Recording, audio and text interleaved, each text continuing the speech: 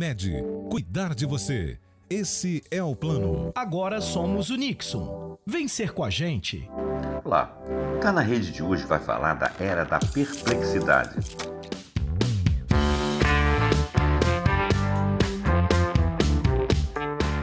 Olha bem, o mundo de hoje está numa profunda transformação, ele está mudando.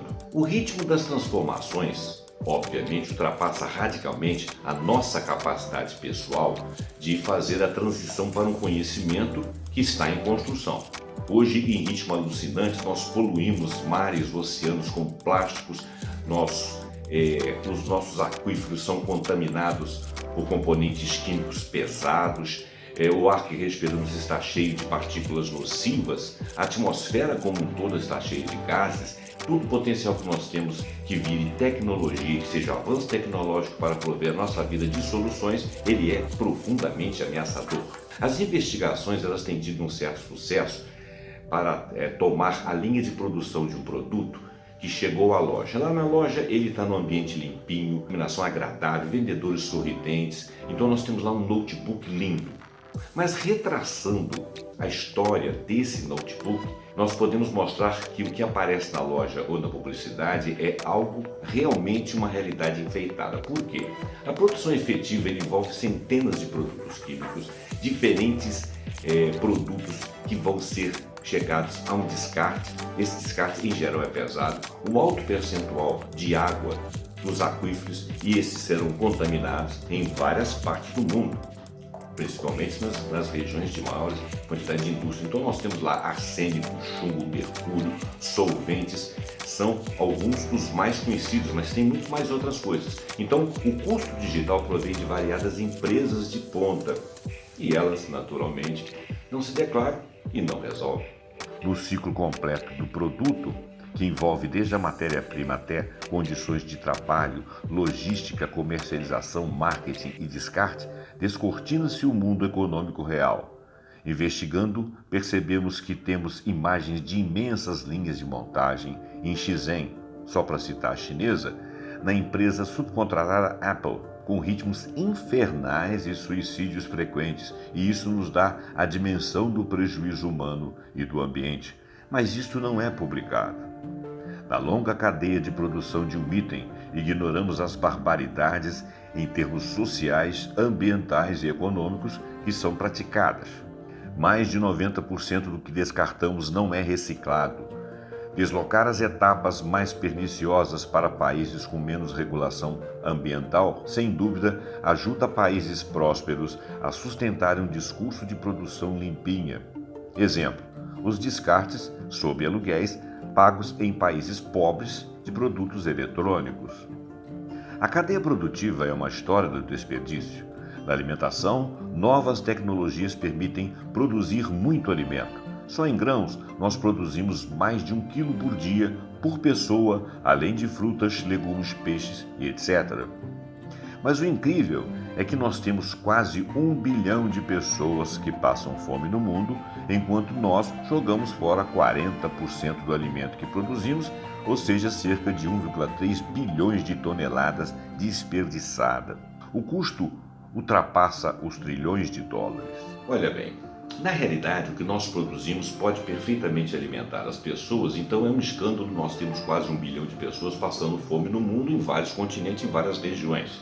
Nós podemos, inclusive, recolher sobras alimentares, alimentar animais, ou usar os subprodutos para bioenergia, realimentar o solo com compostagem. Muitas regiões passam a consumir o alimento produzido localmente, reduzindo o desperdício de transporte ou de prazos de validade. Em muitos países é ilegal o supermercado jogar restos alimentares no lixo. Ele precisa, por lei, assegurar um destino inteligente. Ao consumo do chocolate, nós associamos um momento agradável, sem dúvida. O mundo da comunicação está claramente organizado de maneira que tenhamos pouca percepção da realidade dos eventos. Até chegar à loja e ao consumidor final, alguém teve de produzir o cacau, transformá-lo, transportá-lo, assegurar a composição final, bolar a embalagem mais atraente possível, acrescentar cheiros, corantes e conservantes. Isto é muito além da embalagem. Claro que o produto tem valor, porque além de tudo ele tem um esforço humano, ele tem muito empenho humano ali, muita engenhosidade, muita criatividade, trabalho competente de valor. Mas, regra geral, o que aparece é que quanto mais distante do consumidor final, mais o processo produtivo se torna selvagem, como no caso da produção de cacau na Costa do Marfim ou em Gana, na África. Ninguém sabe da etapa anterior ou de uma e outra etapa no meio do processo e todos conseguem ficar razoavelmente ignorantes de trabalhos, por exemplo, subcontratados durante a base da cadeia produtiva ou na cadeia produtiva. É claro que nós não temos culpa. As grandes empresas, eles têm departamentos de marketing que asseguram manter a nossa ignorância.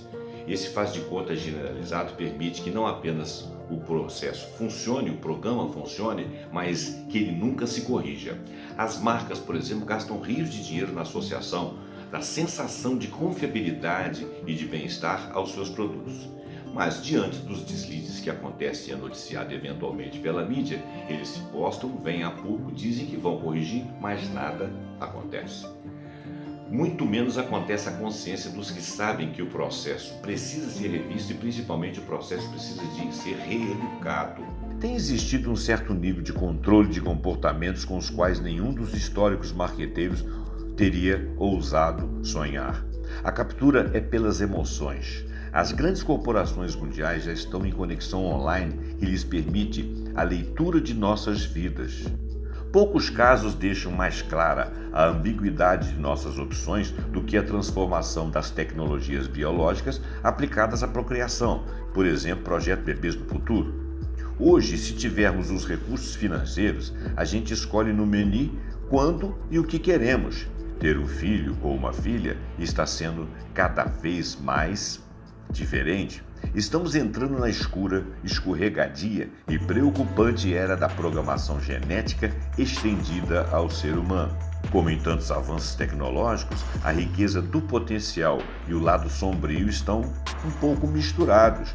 Poder interferir no embrião para reduzir a propensão a determinada doença ou deformação? Claro, isso é um avanço indiscutível e muitos pais que apresentem uma hereditariedade pesada vão recorrer a esses serviços. Mas, quando mais de um terço dos clientes pedem alterações no embrião porque desejam um filho mais alto ou de olhos diferentes na linha da embriologia cosmética, o bom senso do médico ou da medicina vem a ficar em alerta. Onde é que estão os limites? Em relação ao consumo de carne, somos atualmente extremamente desensibilizados. Normalmente, nós somos protegidos de tudo isso, apenas vemos a carne no saquinho de plástico que veio do supermercado e está em nossa geladeira. Entre nós e a realidade da violência exercida contra outros seres vivos, colocou-se um mágico biombo para podermos viver em paz. Em algum momento teremos de ver a realidade como é, passar a pensar a sustentabilidade das nossas vidas, o faz de conta das corporações e a mentira global que constroem-se nas publicidades dos produtos tem de acabar. Não se trata de ser simplesmente contra as tecnologias. Não, elas são bem-vindas. Trata-se de enquadrá-las em leis pertinentes, de gerar ambiente regulatório que permita que aflore o positivo sem que se escondam os desastres, as coisas altamente negativas. Muitas tecnologias poderiam ter vindo à tona e progredido, nos protegido e melhorado substancialmente a nossa vida aqui. Mas as tecnologias, elas não são criadas para nós ou para o ambiente, elas são criadas para quem produz. Se nós soubéssemos tudo o que ocorre à nossa volta, se nós não vivêssemos sob esse véu da ignorância ou daquilo que os outros são capazes de fazer contra nós, eu estou falando em termos de corporações, se nós tivéssemos essa noção, nós teríamos muito menos doenças, nós teríamos muito mais vida e teríamos um ambiente preservado. A indústria da crise é a mesma que prospera e nos deixa perplexos como o nosso conforto pode custar a nossa própria existência e a sua existência da sociedade em geral, ou de um ambiente tranquilo, intercambiável e que possa progredir sem agredir. Ter responsabilidade sobre os nossos atos e cobrar responsabilidade daqueles que atuam contra nós, eventualmente, ainda que nos tragam tecnologias competentes, capacitadas que desenvolvam a nossa vida. Nós não podemos ficar encantados com tudo que está acontecendo e perder lá na frente a saúde, a paz, o ambiente e a própria vida. O Tá na Rede então fica por aqui. Eu agradeço a sua competente atenção, né? Se você gostou desse vídeo, você curte, você compartilha, comenta com os amigos, deixa aí seu comentário, assine o nosso canal e até o próximo Tá na Rede.